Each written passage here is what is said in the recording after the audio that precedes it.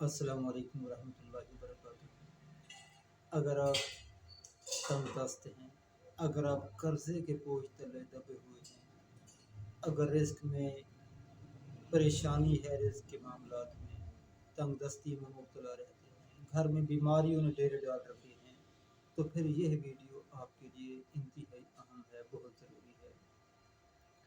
اس video کے اندر میں آپ کو چند الفاظ بتاؤں گا جن کو پڑھنے میں کوئی زیادہ وقت نہیں، صرف چند سیکنڈ لگتے ہیں۔ سرکار دو عالم صلی اللہ تعالی علیہ وآلہ وسلم کا بتایا ہوا یہ وظیفہ ہے۔ اس وظیفے کو کرنے سے آپ حیران ہوں گے کہ رزق کی بارش کہاں سے آ رہی ہے۔ اللہ تعالیٰ ایسی ایسی جگہوں سے آپ کو رزق عطا کرے گا جو آپ کے وہم و گمان میں بھی نہیں آتی۔ بہت ہی آسان سا عمل ہے۔ نماز تو ہم پڑھتے ہی ہیں، تو نماز کے اندر دونوں سجدوں کے درمیان جب ایک سجدہ کر کے بیٹھتے ہیں تو اس وقت یہ الفاظ پڑھنے ہیں: اللہم اغفر لی وارحمنی وعافنی وارزقنی۔ یہ چار الفاظ ہیں، زیادہ سے زیادہ 2 سے 2.5 سیکنڈ، جتنی دیر ہم دونوں سجدوں کے درمیان وقفہ کرتے ہیں اتنی دیر میں یہ الفاظ پڑھے جاتے ہیں: اللہم اغفر لی وارحمنی وعافنی وارزقنی۔ اتنے سے الفاظ۔ اس میں میں تھوڑا سا اضافہ کروں گا کہ انہی الفاظ کو رکوع جب کریں تو رکوع کی تسبیحات سبحان ربی العظیم یہ 3 مرتبہ پڑھنے کے بعد ایک مرتبہ یہی دعا اللہم اغفر لی وارحمنی وعافنی وارزقنی یہ پڑھ لیں۔ اس کے بعد جب پہلا سجدہ کریں تو سجدے کے اندر سجدے کی تسبیحات سبحان ربی الاعلی یہ پڑھنے کے بعد ایک مرتبہ آپ پڑھ لیں اللہم اغفر لی وارحمنی وعافنی وارزقنی۔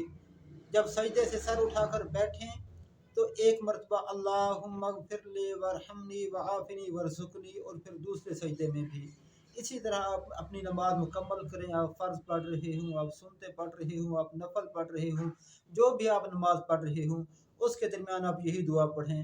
اس کے علاوہ جب آپ نماز جمعہ پڑھنے کے لیے جائیں تو ایک خطبہ پڑھ کر امام جب چند سیکنڈ کے لیے بیٹھتا ہے تو اس وقت بھی ہاتھ اٹھائے بغیر دل ہی دل میں اسی دعا کا ورد زبان پر جاری رکھیں۔ 1 مرتبہ، 2 مرتبہ، 3 مرتبہ، جتنی مرتبہ ہو سکے پڑھ لیں۔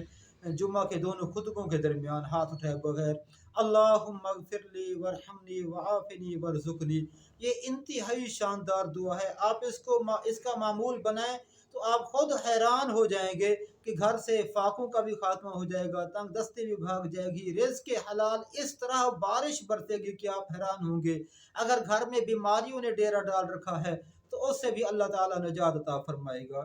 اس کا ترجمہ آپ ذہن میں رکھیے گا: اللہم اے اللہ، اغفر لی میری مغفرت فرما۔ جب ملا کر پڑھیں گے تو پھر اغفر کی بجائے میم کو غین کے ساتھ ملائیں گے، اللہم اغفر لی، اے اللہ میری مغفرت فرما، وارحمنی اور مجھ پر رحم فرما، وعافنی اور مجھے عافیت عطا فرما، وارزقنی اور مجھے رزق عطا فرما۔